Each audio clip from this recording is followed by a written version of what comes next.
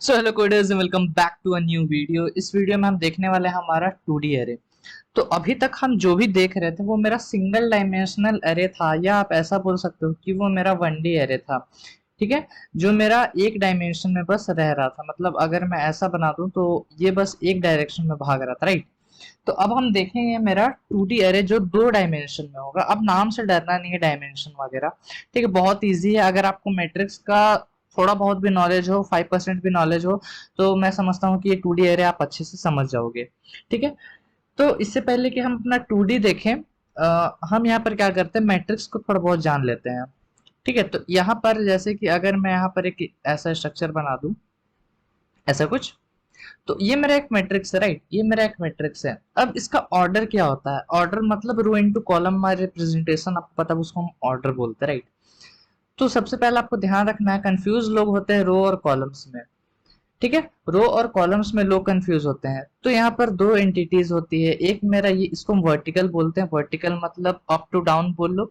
Horizontal, ये मेरा horizontal होता है। फिर इसको हम लोग लेफ्ट टू राइट बोल सकते हैं या हॉरिजॉन्टल बोल सकते हैं, राइट। तो ये जो मेरा वर्टिकल है, ठीक है, ये मेरा जो वर्टिकल है इसको हम लोग बोलेंगे कॉलम। कॉलम, ठीक है। और ये जो मेरा हॉरिजॉन्टल है, इसमें हम लोग बोलेंगे, इसको हम लोग बोलेंगे रो। तो हम लोग जो रिप्रेजेंट करते हैं, इसका ऑर्डर जो हम बताते हैं वो रो इनटू कॉलम करके बताते हैं। ठीक है, वो हम लोग रो इनटू कॉलम बताते हैं। तो इसमें अगर मैं बोलूँ तो कितना रो है, मेरे पास 3 रो है, तो मैं लिखूंगा 3 इंटू कॉलम कितना है, 4। तो ये मैट्रिक्स जो है वो 3 इंटू 4 ऑर्डर का आता है। ठीक है, तो ये मेरा 3 इंटू 4 ऑर्डर का मेरा मैट्रिक्स है। तो अब जो मेरा डबल डायमेंशनल होता है, एकदम यही चीज होता है। ठीक है, वो मैट्रिक्स ही होता है। तो इसको हम लोग, मतलब वो दिखता भी ऐसा ही है, पूरा एक टेबल के फॉर्मेट में दिखता है। ठीक है, तो अब हम देखेंगे इसका इनिशियलाइजेशन, डिक्लेरेशन वगैरह सारी चीजें यहाँ पर हम देखने वाला है। सबसे पहला चीज हम जो यहाँ पर देखेंगे वो है मेरा डिक्लेरेशन। एक 2D एरे को डिक्लेयर कैसे करता है, रिवाइज करो कि हम डिक्लेरेशन किसको बोलते हैं। The process of telling the compiler about a new data type and its variable name is known as declaration. तो आपको अगर एक, अब पता आपको एक एरे होमोजीनियस मतलब एलिमेंट्स को कंटेन करता है। होमोजीनियस मतलब सेम डेटा टाइप्स का। ठीक है, तो एक एरे में जितने भी मेरे एलिमेंट्स आएंगे उन सारों का जो डेटा टाइप है वो सेम होना चाहिए। ठीक है, तो आपको ऐसा नहीं है कि आप एक ही एरे में इंटीजर भी डाल रहे हो, कैरेक्टर भी डाल रहे हो, फ्लोटिंग पॉइंट्स भी डाल रहे हो, स्ट्रिंग भी डाल, स्ट्रिंग तो खैर आता ही नहीं है। तो ये सब चीज नहीं करना। ठीक है, तो देखो यहाँ पर, अब अगर आपको एक एरे बनाना है जिसमें आपको सारा का सारा आपको नंबर चाहिए, तो ऑब्वियस सी बात है कि उसका डेटा टाइप यहाँ पर इंट रहेगा। ठीक है, उसके बाद अपना वेरिएबल का नेम दे सकते हो, जो आप कुछ भी दे सकते हो, राइट। यहाँ पर आप कुछ भी दे सकते हो। और यहाँ पर आप डब्बे में रो दोगे, फिर एक और डब्बा बनाओगे, दोनों के बीच में कोई भी गैप नहीं आना चाहिए, और यहाँ पर कॉलम दोगे। ठीक है, तो ये होता है आपका यहाँ पर डिक्लेरेशन। आपने एक डेटा टाइप बताया अपने कंपाइलर को, कौन से डेटा टाइप का आपको वो एक 2D एरे चाहिए। फिर यहाँ पर आप अपना वेरिएबल का नेम लिखोगे। वेरिएबल नेम यहाँ पर कुछ भी हो सकता है, जिसका रूल्स मैंने आपको बता रखा है। उसके बाद यहाँ पर आता है आपका रो, और यहाँ पर आता है आपका कॉलम। ठीक है, बहुत लोग इसको आई जे भी लिख लेते हैं, क्योंकि आई मेरा बाहर लूप को रिप्रेजेंट करता है और जे मेरा इनर लूप को। तो खैर कोई दिक्कत नहीं है, आप दोनों के दोनों यहाँ पर कर सकते हो। ठीक है, और मैं समझता हूँ कि आप आई जे भी करो तो भी सही है, आप रो कॉलम करो तो भी सही है। लेकिन कॉपी में एक कहीं ना कहीं एक जगह पर जरूरी है रो कॉलम लिख लेना। बिकॉज आप कितना भी ट्राई करो, कभी ना कभी आप कंफ्यूज हो गए कि कॉलम इधर रहता है कि रो इधर रहता है। ठीक है, तो ये चीज लिख लेना कहीं ना कहीं कॉपी में। और हम लेक्चर में आई और जे का ही इस्तेमाल यहाँ पर करने वाले हैं। चलो, तो ये तो आपको डिक्लेरेशन समझ में आ गया। इतना हम डीप में नहीं जाएंगे, बिकॉज जो हम सिंगल डायमेंशनल अरे करते थे उससे बस यही डिफरेंट है कि यहाँ पर रो कॉलम आ जाता है, वहां पर बस एक साइज बस रहता है। ठीक है, चलो, अब जो नेक्स्ट चीज यहाँ पर देखने वाले हैं वो है मेरा इनिशियलाइजेशन। एक एरे को हम इनिशियलाइज कैसे कर सकते हैं। ठीक है, यहाँ पर देखो, अब इसको इनिशियलाइज करने का दो तरीका है। एक बैड तरीका है, एक गुड तरीका है। अब बैड ऐसा नहीं है कि वो आप इस्तेमाल नहीं कर सकते हो। ठीक है, बैड का मतलब होता है कि बस वो समझ में आता नहीं है यूजर्स को, राइट। तो अगर मैं यहाँ पर एक एरे बना दूं ऐसा करके कुछ, इंट एर इज इक्वल्स, और यहाँ पर इसका साइज दे दूं, सपोज कर लो 3 और 2। ठीक है। तो एंड अपने अंडरस्टैंडिंग के लिए यहाँ पर बना के देख लेते हैं कि ये मैट्रिक्स आखिर दिखेगा कैसा। तो ये है आपका रो और ये है आपके पास कॉलम। ठीक है, अब रो कौन सा होता है आपका हॉरिजॉन्टल वाला, कॉलम आपका होता है वर्टिकल वाला। तो ये मैट्रिक्स कुछ ऐसा दिखेगा, वर्टिकल में 2 कॉलम है और हॉरिजॉन्टल में मेरे पास 3 यहाँ पर रो है। ठीक है, तो ये तो पता चल गया आपको यहाँ पर कुछ ऐसा दिखने वाला है। तो मतलब बात ये है कि पहला रो में मेरे पास 2 एलिमेंट्स आएंगे, फिर दूसरे रो में मेरे पास 2 एलिमेंट्स आएंगे, फिर तीसरे रो में मेरे पास 2 एलिमेंट्स आएंगे। ठीक है, ऐसा ही कुछ करना है। तो आप इसको करने के लिए ऐसा कर सकते हो कि एरे, और आपने साइज पहले ही से बता के रखा हुआ है, तो आप फिर से ऐसा लिख सकते हो, कोई दिक्कत वाली बात यहाँ पर नहीं है। ठीक है, या फिर आप ऐसा मतलब इनिशियलाइजेशन और डिक्लेरेशन सेम लाइन में करना चाहते हो तो सपोज कर लो ये इज इक्वल्स टू के बाद यहीं पर कंटिन्यूएशन है। ठीक है, उसके बाद और यहाँ पर साइड में इंट लिख ही देते हैं, चलो कंफ्यूजन ना रहे किसी को। इंट एरे हमने बनाया, उसके बाद देखो आपको पहला रो में ध्यान रखना है कि आपको 2 एलिमेंट्स रखना है। ठीक है, तो आप यहाँ पर कुछ ऐसा लिख सकते हो। ठीक है, और यहाँ पर फिर एक कॉमा, उसके बाद यहाँ पर पहले हम लिख लेते हैं ऐसा करके,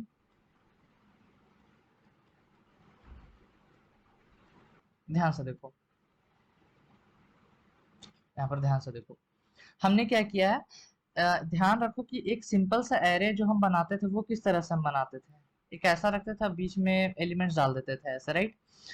तो ऐसा आप देख सकते हो कि ये जो पूरा का पूरा मेरा है, ये पूरा का पूरा मेरा एक मैट्रिक्स है। अब ध्यान रखना कि ये जो कर्ली ब्रैकेट्स में ये 2 एलिमेंट्स आए हैं वो यहाँ पर आएंगे, ऐसे 1 और 2 यहाँ पर आने वाले हैं। ठीक है, और उसके बाद ये जो आप 3 और 4 देख रहे हो ये वो यहाँ पर ऐसे आएगा। ठीक है, उसके बाद ये जो 5 और 6 देख रहे हो ये यहाँ पर आएगा। मतलब हम ऐसा बोल सकते हैं 2D array is a array with in another array, जो कि आप यहाँ पर कर्ली ब्रैकेट से देख रहे हो, ये भी एक आपका एक एरे है। ठीक है, 1 और 2 को अगर हम इंडिविजुअली निकाल दे तो देखो सेम रिप्रेजेंटेशन में आ जाता है। ठीक है, ऐसा कुछ 1 और 2। तो इसको हम ऐसा बोल सकते हैं कि 2D एरे, एक एरे के अंदर एक और एरे आ जाता है, नेस्टेड एरे टाइप का हो जाता है। ठीक है, आप इसको ऐसा बोल सकते हो। फिर यहाँ पर एक कॉमा है, इसका मतलब हम सेपरेट कर रहे हैं, ये मतलब पहला रो में मेरा 2 एलिमेंट्स आ गया, फिर कॉमा, तो यहाँ पर सेपरेट हो गया। ठीक है, उसके बाद कॉमा का मतलब हम नेक्स्ट अब रो में जा रहे हैं, तो 3 और 4 मेरा नेक्स्ट रो में आया, 5 और 6 मेरा नेक्स्ट रो में आया। ठीक है, अब उसी तरह इसको हम यहाँ से हटाते हैं। अब सपोज कर लो हम यहाँ पर कुछ ऐसा करते हैं कि इंट एर 4,3 करते हैं, सपोज कर लो, कॉमा नहीं आएगा यहाँ पर, इसको अच्छा से लिख लेते हैं यहाँ पर 4 और यहाँ पर 3। तो अब आप इसको कैसे करोगे, ये आपका रो होता है और ये आपका कॉलम होता है, राइट। आपको करना क्या है कि हर एक रो में 4 रो आएगा आपका टोटल में, और हर एक रो में आपके पास 3-3 एलिमेंट्स रहेंगे। क्योंकि अगर आपको ये नहीं समझ में आ रहा है तो आप इसका डायग्राम भी मतलब दिमाग में ऐसा बना के देख सकते हो। रो आपके पास देख सकते हो यहाँ पर 4-4 रो है, और कॉलम आपके पास यहाँ पर 3 है। तो हर एक रो में आपके पास 3-3 एलिमेंट्स आने हैं, राइट। तो हम यहीं पर यहाँ पर करने वाले हैं। तो बहुत ईजी है, आप एक लो, इसके अंदर आपको 3 एलिमेंट्स डालना है तो आप मर्जी का कुछ भी डाल दो, फिर यहाँ पर एक कॉमा, उसके बाद वैसे ही 4 5 6, फिर कॉमा 7 8 9, फिर कॉमा, फिर 9 10 11। ठीक है, ऐसा करके तो ये करके आप यहाँ पर कर सकते हो। ये अच्छा तरीका होता है बिकॉज आपको इसमें अच्छे से पता चलता है कि अच्छा हाँ ये मेरे अलग अलग रो में 3-3 एलिमेंट्स हैं। ठीक है, तो वही रिप्रेजेंटेशन है। टोटल यहाँ पर देखो 4 एरे है एक तरह से, अंदर एक 2D एरे के अंदर 4-4 एरे है, और इसको अगर हम ऐसे लाइन में लगा दे तो 3 आपके पास यहाँ पर टोटल कॉलम्स है, बिकॉज हर एक में आपके पास 3-3 यहाँ पर ऐसे नंबर्स हैं, तो 3 कॉलम्स को वो रिप्रेजेंट करते हैं। तो ये तो होता है आपका अच्छा वाला तरीका। अब एक और तरीका है, कोई एरर आपका कंपाइलर एरर नहीं दिखाता है लेकिन आपको वो चीज करना नहीं चाहिए। अब देखो वो तरीका कौन सा है, बहुत लोगों को अच्छा लग सकता है, लेकिन मेरा मानना है कि अगर आपको अच्छे से रिप्रेजेंट करना है तो फिर आपको बस अच्छे से लिखना आना चाहिए। अब देखो यहाँ पर, अब देखो दूसरा तरीका, अगर मैं बोलूं कि ये वाले मैट्रिक्स में आप टोटल कितने एलिमेंट्स डाल सकते हो, तो आप क्या करोगे, इसको सीधा सीधा मल्टीप्लाई कर दोगे, 3 2 6 एलिमेंट्स आप यहाँ पर डाल सकते हो। अगर हम मैट्रिक्स भी बना के देख लो तो आपके पास यहाँ पर 3 रो आने वाला है और 2 कॉलम आने वाला है, तो गिन लो 1 2 3 4 5 और 6। ठीक है, तो 6 एलिमेंट्स आप डाल सकते हो, आपको दोनों को मल्टीप्लाई कर देना, सिंपल सा मैथ है यार। अब 6 एलिमेंट्स डालना है आपको टोटल में, तो आप सीधा ऐसे लिख सकते हो, सीधा ऐसे लिख सकते हो, ठीक है। अब आप सीधा ऐसे लिख दोगे तो इसका मतलब होता है ना कि वो कंपाइलर खुद से अरेंज कर लेगा, वो इसको खुद से अरेंज कर लेगा, वो नंबर हर एक डब्बा में लाइन वाइज डालता जाएगा। 1 को पहले यहाँ डालेगा, 2 को उसके बाद यहाँ डालेगा, फिर 3 को यहाँ डालेगा, 4 को यहाँ डालेगा, 5 को यहाँ डालेगा और 6 को यहाँ डालेगा, ठीक है। वो खुद से अरेंज कर लेगा, इसमें आपको कोई भी टेंशन लेने की यहाँ पर जरूरत नहीं होती है, ठीक है। तो ये भी तरीका आप कर सकते हो, लेकिन ज्यादा ये यूज नहीं किया जाता है, ज्यादा हम वो वाला तरीका यूज करते हैं, लेकिन दोनों सही है। अब ऐसा आउटपुट में बहुत बार पूछ देता है कि ये आपका क्या सही है या गलत है, तो आप बोले हाँ भाई बिल्कुल भी सही है, इसमें कोई दिक्कत वाली बात यहाँ पर नहीं है, राइट। चलो, तो यहाँ पर हम VS कोड में चलते हैं और यहाँ पर आपको दिखाएंगे कि ये चीज़ मेरा कोई भी एरर यहाँ पर नहीं दिखाता। अगर मैं यहाँ पर लिख दूँ इंट एर और यहाँ पर साइज दे दूँ 3 और यहाँ पर लिख दूँ 2, तो यहाँ पर डिक्लेयर हो चुका है। अब देखो यहाँ पर आपको करना क्या है कि हर एक रो में आपका दो दो एलिमेंट्स आने वाला है, तो हम यहाँ पर 1,2 डालेंगे, फिर यहाँ पर बीच में कॉमा आएगा, 3,4 आएगा, फिर यहाँ पर कॉमा आएगा, उसके बाद 5,6 आएगा। तो इससे करके मेरा एरे बन जाता है। और अगर हम दूसरा तरीका दिखाएं आप लोगों को तो वो भी खैर सही होता है, कोई दिक्कत वाली बात उसमें नहीं होती है। अब यहाँ पर मेरे को डालना 1 2 3 4 5 6, ठीक है।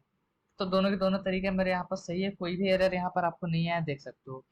अब बहुत लोगों को यहाँ पर खुजली मचता है कि भाई 3 into 2 है, तो अगर हम ज्यादा एलिमेंट्स कम एलिमेंट्स डाले तो क्या होगा, तो डाल के देख सकते हो। पता है इससे होगा क्या कि ये एलिमेंट्स आपका प्रिंट होगा ही नहीं, मतलब उस मैट्रिक्स, उस पर्टिकुलर मैट्रिक्स में ये जाएगा ही नहीं, राइट। तो ऐसा करके आप देख सकते हो। प्रिंटिंग जब हम देखेंगे इसी लेक्चर में तब आपको समझ में आएगा कि आप देख सकते हो फिर करके उठपटांग हरकतें कि क्या इसको करने से क्या होगा, उसको करने से क्या होगा, राइट। चलो, तो ये है मेरा इनिशियलाइजेशन। अब देखो, अगर मैं यहाँ पर ऐसा लिख दूँ कि इंट एर, या फिर ऐसा लिख देता है, हर बार इंट सही नहीं लग रहा है, डबल एर और यहाँ पर मैं लिख दूँ 3 into 4। अब मैं पूछूं कि ये जो एरे बनेगा या फिर मैट्रिक्स बनेगा उसका साइज क्या होगा, तो आप साइज कैसे कैलकुलेट कर सकते हो। तो पहले तो आप टोटल नंबर ऑफ एलिमेंट्स निकालो, तो 3 4 जा, यहाँ पर मैं लिख देता हूँ 3 4 जा 12 एलिमेंट्स यहाँ पर आने वाले हैं आपके, राइट। फिर हर एक एलिमेंट जो है, एक एलिमेंट कितना स्पेस लेगा, तो चूंकि ये एक एरे डबल टाइप का है, मतलब हर एक एलिमेंट उसमें डबल डेटा टाइप का रहेगा, और डबल डेटा टाइप एक का एक एलिमेंट कितना स्पेस खाने वाला है, जाहिर सी बात है कि वो 8 बाइट्स का यहाँ पर स्पेस खाने वाला है, ठीक है। अब 8 बाइट्स का स्पेस खाने वाला, तो हम यहाँ पर 8 मल्टीप्लाई कर देंगे। अब आप तीनों को मल्टीप्लाई कर दो, जो भी आएगा आपका XYZ वो आपका टोटल साइज रहेगा, ठीक है। तो ऐसा करके आप यहाँ पर किसी भी एक एरे का साइज निकाल सकते हो, ठीक है। अब यहाँ पर देखो, इसका भी हम साइज देख लेते हैं, जैसे कि इस पर्टिकुलर का एरे का अब हम साइज की बात करें तो कितना होना चाहिए, 6 एलिमेंट्स आ रहे हैं टोटल में, ठीक है। और हर एक एलिमेंट्स आपका 4 बाइट्स का स्पेस लेगा, क्यों, क्योंकि वो इंटीजर टाइप का है। अब 6 4 जा करोगे तो 24, देखते हैं वो आता है कि नहीं। हम सी आउट करेंगे और यहाँ पर लिखेंगे साइज ऑफ ऑपरेटर का यूज करने वाले हैं, और यहाँ पर डालेंगे अपना एर, ठीक है। अब एक काम करते हैं, दोनों का हमने एर एर दे रखा है तो सही नहीं है, दोनों का नाम डिफरेंट कर देते हैं, एर ऑफ यहाँ पर 1 कर देते हैं। इसको सेव करके अब हम रन करते हैं, देखना आपका आएगा 24 बाइट्स, राइट। तो इसमें कोई भी दिक्कत यहाँ पर नहीं होनी चाहिए, क्योंकि मैंने आपको कैलकुलेशन सारा का सारा बता दिया है, ठीक है। तो इसको हम यहाँ से हटाते हैं। तो ये चीज करके आप यहाँ पर अपना साइज को देख सकते हो। चलो,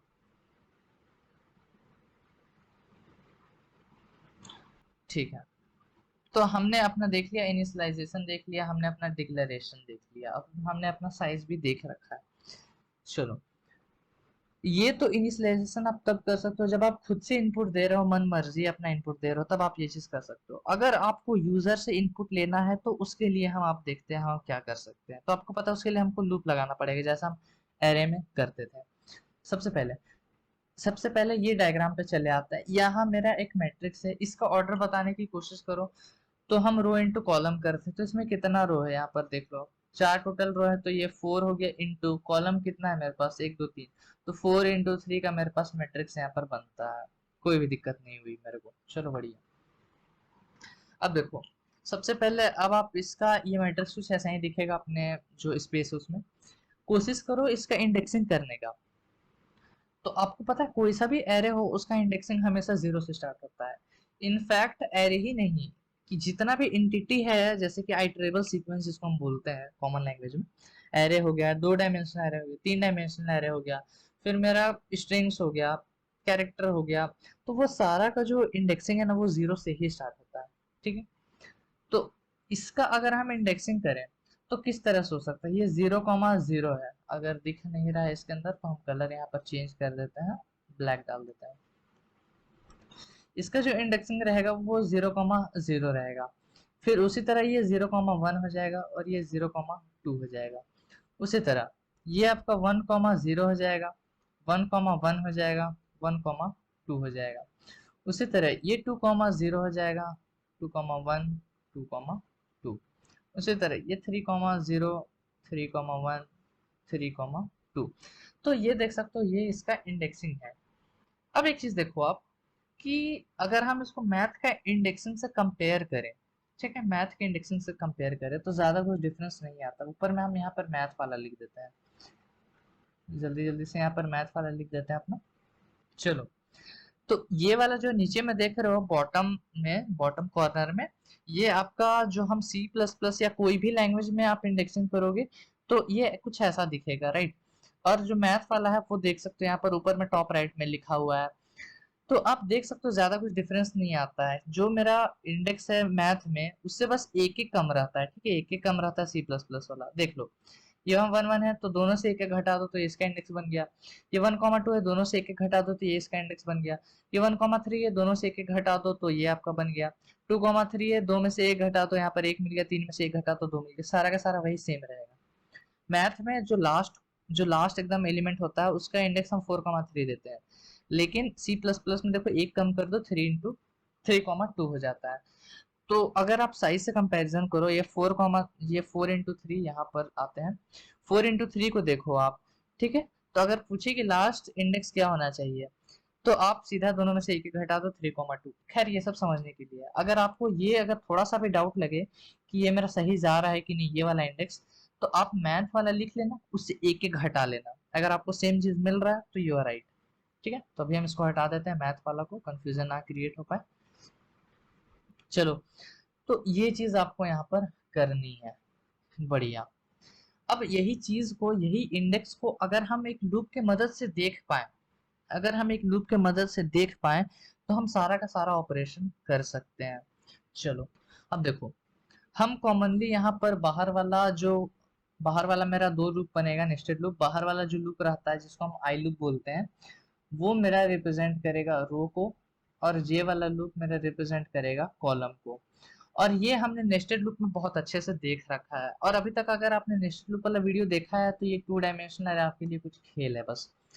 चलो, यहाँ पर हम करते हैं अपना एक इंट एर, और यहाँ पर डाल देते हैं, सपोज कर लो 3 और 2। कॉमा नहीं रहेगा, बार बार कॉमा लग जा रहा है, उससे दिक्कत नहीं होना चाहिए अपने को। अब मेरे को इनपुट डालना है तो मैं क्या करूंगा, for int I is equal to, कहाँ से स्टार्ट होगा, 1 से या 0 से? जाहिर सी बात है 0 से। कहाँ तक जाएगा, रो देखो कहाँ तक है, रो है 3 तक, तो जाएगा कहाँ तक, 2 तक, राइट। लेकिन यहाँ पर आपको करना होगा लेस देन 3 तक। लेस देन 3 का मतलब कहाँ होता है, 0 से लेके ये 2 तक जाएगा। या फिर आप i is less than equal to 2 कर लो, उसका मतलब ये होता है 0 से 2। पॉइंट ये है कि आपको 0 से 2 ले जाना है। 0 से 2 क्यों? क्योंकि ये 3 है, ठीक है। अगर मैं लेंथ 3 देता था तो आपको पता था उसका इंडेक्स 0, 1 और 2 रहता था, सेम चीज तो है यार ये। ठीक है, तो उसको हटा दो। 0 से हम 2 तक जाएंगे और हर बार मेरा i प्लस प्लस होगा। तो ये हमने रो के लिए बना दिया। अब हम कॉलम के लिए बनाएंगे, int j is equal to 0 लेंगे, और j लेस देन कहाँ तक जाना चाहिए, कॉलम देखो कहाँ तक है, 2 तक है, तो वो लेस देन 2 तक जाएगा, मतलब 0 और 1 तक। 2 कंसिडर नहीं किया जाएगा क्योंकि काउंटिंग मेरा 0 से स्टार्ट हो रहा है।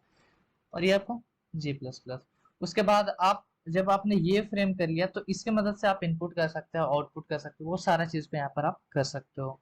ठीक है, देखो यार, अगर आपने नेस्टेड लूप देखा हुआ है वीडियो अच्छे से तो ये आपके लिए हलवा होना चाहिए। ठीक है, सेम चीज को हम यहाँ पर कोड करके देखते हैं कि हम ये वाला जो एलिमेंट है उसका सारे एलिमेंट्स 1 बाय 1 प्रिंट करा सकते हैं कि नहीं। तो हम यहाँ पर अपना फॉर लूप लगाएंगे, int I is equal to 0, I less than 3 तक जाने वाला हर बार, और अपना आई प्लस प्लस होगा, राइट। उसके बाद अपना जे लूप लगाएंगे, तो for int J is equal to 0, J कहाँ तक जाएगा, लेस देन 2 तक, देख लो ऊपर यहाँ पर, ठीक है, ये वाला पार्ट देख लो, ये 3 तक है, ये लेस देन 3, 2 लेस देन 2, ऐसा भी समझ सकते हो, और हर बार अपना जे प्लस प्लस, राइट। अब अगर आपको इनपुट देना है तो आप सीन कर सकते हो, मेरे को अभी इनपुट नहीं देना है, मेरे को आउटपुट देना है, तो मैं एर ऑफ क्या लिख सकता हूँ, इंडेक्स के लिए आई कॉमा जे लिख सकता हूँ, ठीक है, आई कॉमा जे लिख सकता हूँ मैं, और यहाँ पर बीच में मैं चाहूंगा एक स्पेस आए, ठीक है, मैट्रिक्स के पूरा पूरा फॉर्म में, या फिर छोड़ो अभी अभी मैं कंफ्यूज नहीं करूंगा, मैं आपको मैट्रिक्स के फॉर्म में भी इसको प्रिंट करा के दिखाने वाला हूँ। इसको सेव करके हम रन करते हैं। तो देखो यहाँ पर एर ऑफ 1 देना है मेरे को, बिकॉज यहाँ पर एर नाम का कोई वेरिएबल ही नहीं है, चलो ठीक है। अब देखो क्या मेरा सारा का सारा एलिमेंट्स एज इट इज मेरे को प्रिंट होके मिल जा रहा है कि नहीं, देखते हैं यहाँ पर, ठीक है, 2 3 4 5 6 तो हो जा रहा है, लेकिन यहाँ पर देखो 1 में कुछ एरर आ रहा है, क्या एरर आ रहा है, देखो 2 4 1 प्रिंट हो जा रहा है। अब देखते हैं इसका प्रिंट होने के पीछे का रीजन आखिर है क्या। ऊपर आते हैं, यहाँ पर ये 2 4 मेरा ये साइज को प्रिंट कर रहा था, चलो इसको अभी थोड़ी देर के लिए हटा देते हैं अपना, इसको सेव करके फिर से रन करते हैं, 24 मेरा साइज को दिखा रहा था, राइट। अब देखो 1 2 3 4 5 6 ये जो सारा का सारा मेरा एलिमेंट्स है वो यहाँ पर प्रिंट होके आ गया। डाउट, कॉमन सा डाउट है सबको होता है कि भाई ये मैट्रिक्स है तो मैट्रिक्स के फॉर्म में दिख क्या है नहीं रहा है, ये तो सिंपल एक लाइन में दिख रहा है, तो भाई ये मैट्रिक्स है, लेकिन आपको इसको प्रिंट कराना होगा, आपने इसको जैसा का जैसा बोला है प्रिंट कराने, वो उसी तरह से प्रिंट कराया है। वो क्या कर रहा है, हर एक एलिमेंट को उठा रहा है और उसके बाद लाइन चेंज कर दे रहा है, हर एक एलिमेंट को उठा रहा है, लाइन चेंज कर दे रहा है।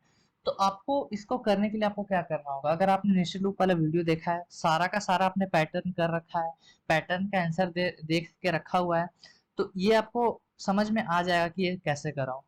तो कैसे कराएंगे, हम हर एक एलिमेंट को प्रिंट कराएंगे और एक लाइन चेंज कर देंगे, मतलब सॉरी लाइन चेंज नहीं करेंगे, उसके बीच में एक स्पेस दे देंगे, राइट। और जब एक रो को हम कंप्लीट प्रिंट करा लेंगे तो बाहर आके हम क्या करेंगे, बस एक लाइन चेंज कर देंगे। अब देखना जब हम रन करेंगे ना, तो पूरा का पूरा आपको एक मैट्रिक्स का फॉर्म में दिख जाएगा। अब क्या 3 into 2 मैट्रिक्स है, बिल्कुल है, 2 कॉलम है मेरे पास और 3 रो है मेरे पास, तो ये चीज आप कर सकते हो। तो इसको फिलहाल मैं यहीं पर छोड़ रहा हूँ, इन सारा को मैं कमेंट कर दे रहा हूँ। चलो अब यहाँ पर देखो, हम क्या करेंगे, एक एरे बनाएंगे, उस एरे में अपना नेस्टेड लूप की मदद से हम उसमें इनपुट डालेंगे और आउटपुट भी निकालेंगे। तो चलो, और हम एक काम करते हैं, और कि इस बार हम यूजर को ही बोलेंगे कि भैया तुमको कितना रो, तुमको कितना कॉलम चाहिए, ठीक है। तो हम यहाँ पर क्या करेंगे, इंट रो कर लेंगे, या फिर शॉर्ट में आर लिख लेते हैं, कॉमा सी कर लेते हैं। फिर सी आउट मैसेज डिस्प्ले कर आते हैं कि enter the row and column number, ठीक है, मतलब तुमको कितना कॉलम और कितना नंबर चाहिए वो भैया तुम एंटर कर दो, एंडल।